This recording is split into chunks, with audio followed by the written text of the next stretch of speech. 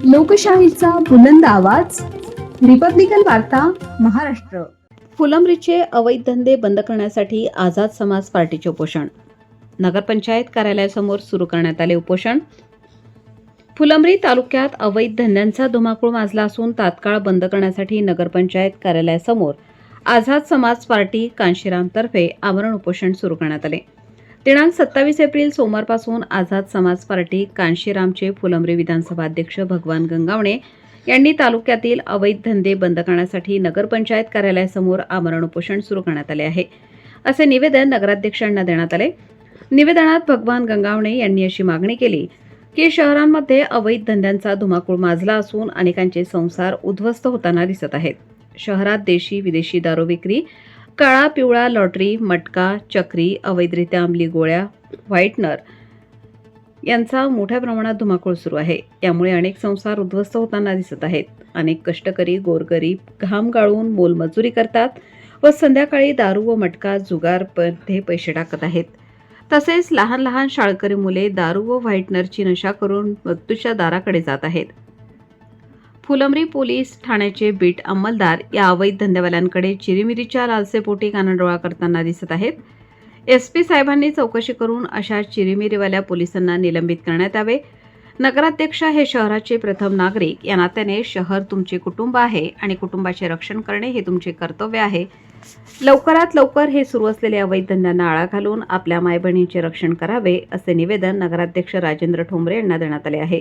आज नगरपंचायत कार्यालय फुलंब्री येथे तुम्ही समोर हे आझाद समाज पार्टी कांशीराम आमरण उपोषण सुरू केलेलं आहे. हे उपोषणचं कारण काय आहे, कशाबद्दल तुम्ही उपोषण सुरू केलेलं आहे? फुलंब्री शहरामध्ये अनेक दिवसापासून अवैध धंद्याचा धुमाकूळ सुरू आहे. पोलीस प्रशासनाला अनेकदा निवेदन देऊन भेटून सांगितले असता, पण पोलीस प्रशासनावर पैशावाल्यांचा व अवैध धंदेवाल्यांचा एवढा जोर आहे आणि पोलीस प्रशासन हे पैशाखाली दबलेलं आहे.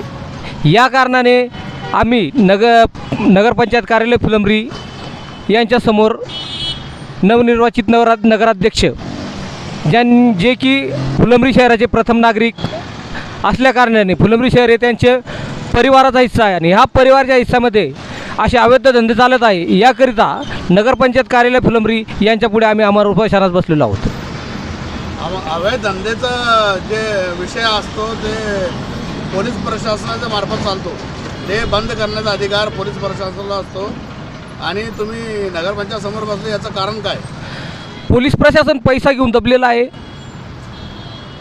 आता लाखो रुपये यांना भरणा म्हणजेच हप्ता आणि अवैध धंदेवाल्यांचा भरणा, असा भरणा हा महिन्याला हप्त्याला पोलीस स्टेशनला भेटत असतो.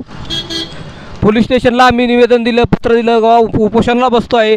तरी आज निवेदन देऊन 7 दिवस झालेले आहेत. तरी पण पोलीस प्रशासनाने आज उपोषण चालू असताना सुद्धा अवैध धंदे चालू होते आणि पोलीस प्रशासनाने अख्ख्याशा एक चेष्टास्पद गोष्ट केली आहे की एक तुपे नावाच्या मुलावर त्यांनी FIR दाखल केला का हा अवैध धंदा करतो, जेणेकरून त्या मुलाची अवैध धंदा करण्यात कोणतीही लायकी नाही. पण अवैध धंदेवाल्यांनी त्या मुलाला पैसे देऊन आणि पोलीसवाल्यांना पैसे देऊन का हा मुलगा अवैध धंदा करतो आणि याच्यावर तुम्ही गुन्हा दाखल करा, आणि या पोलीसवाल्यांनी पैसे घेऊन त्या मुलावर गुन्हा दाखल केला आणि मला ते FIRची कॉपी आणून दाखवत आहे का हा मुलगा अवैध धंदा करतोय.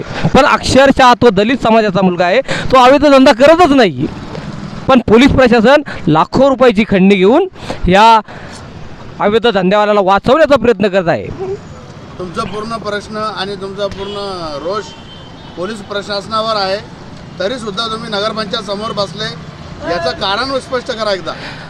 कारण की नगराध्यक्ष यांना आम्ही स्वतः निवडून दिलेले आहे आणि गावाचा विकास व गावाच्या लेकी बाळी व मुलं यांचं चांगल्या प्रकारे संगोपन व्हावे, त्यांना कुठे वाईट व्यसन लागू नये आणि महिलांचे आरोग्य व त्यांचे संसार हे चांगल्या पद्धतीने चालावे. आज महिला काम करताय, शेतामध्ये रोजानी काम करताय, नवरे त्यांच्याकडून हिसकून पैसे आणतायत, लॉटऱ्या खेळतायत, पत्ते खेळतायत, जुगार खेळतायत, नशा करतायत. या कारणाने नगराध्यक्ष साहेबांना विनंती आहे, विनंतीस्पद आम्ही आभार उपस्थित बसलो आहे का फुलंब्री शहर हे आपले परिवार आहे आणि या परिवाराचे रक्षण करणं हे आपलं कर्तव्य आहे. याकरिता आपण अवैध धंद्यांना बंद करण्यासाठी SP साहेबांना पत्र पाठवून व त्यांच्याशी मीटिंग करून या पोलीस प्रशासनावर कडक कारवाई करण्यात येईल. आज काय होतं आहे का फुलंब्री पोलीस स्टेशनचे पोलीस निरीक्षक हे बकासुराची झोप घेतल्याचे नाटक करत आहे. कारण की यांना लाखो रुपये हप्त्याला भेटतात, महिन्याला भेटतात. यामुळे PI साहेब काय करत आहेत का झोपेचं सोंग घेत आहे आणि या अवैध धंद्यावाल्यांना त्यांचा आश्रय देत आहे. तुमची मागणी PI साहेबाची आणि पोलीस अधीक्षक साहेबाची आहे, तर तुम्हाला ह्या नगरपंचायतकडून काही आश्वासन किंवा पत्र मिळालं का आता? नाही, आत्तापर्यंत तर समजा सकाळी मी एक वाजेच्या सुमारास बसलेलो आहे उपोषणास, पण आतापर्यंत ही नगराध्यक्ष हे मला काही भेटीसाठी आलेले नाहीत. जेणेकरून मला असं वाटत होतं का आपण यांना निवडून दिलेलं आहे आणि हे आपली समस्या लवकर सोडवतील, पण नगराध्यक्षसुद्धा आत्तापर्यंत म्हणजे रात्रीचे बघा आता 9 वाजून गेलेत, पण नगर अध्यक्ष हे काही आलेले नाहीत. आणि असं नाही का नगर अध्यक्ष फुलंब्री नाही का गावात नाहीत, तर नगर अध्यक्ष हे स्वतः हा नगरपंचायत कार्यालय फुलंब्री येथे त्यांच्या कॅबिनमध्ये बसलेले, पण त्यांना मला भेटण्यासाठी वेळ नाही.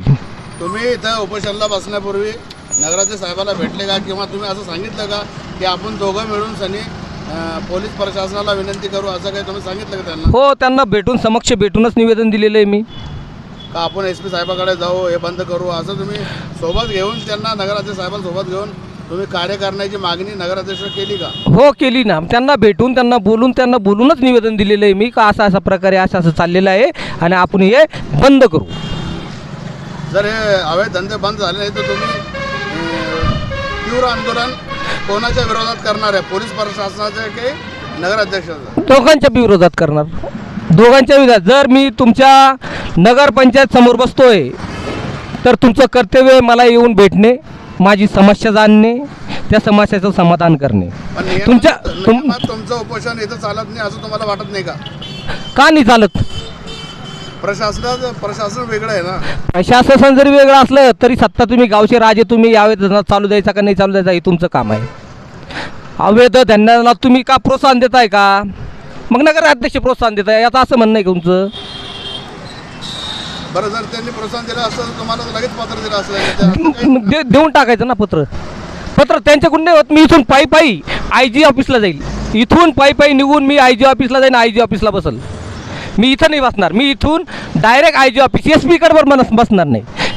कारण की SPच्या अंडरमध्ये पोलीस स्टेशन चालतं आहे आणि SPना सुद्धा माहिती आहे की अवैध धंदे चालत आहेत आणि हे भरणा घेत आहेत.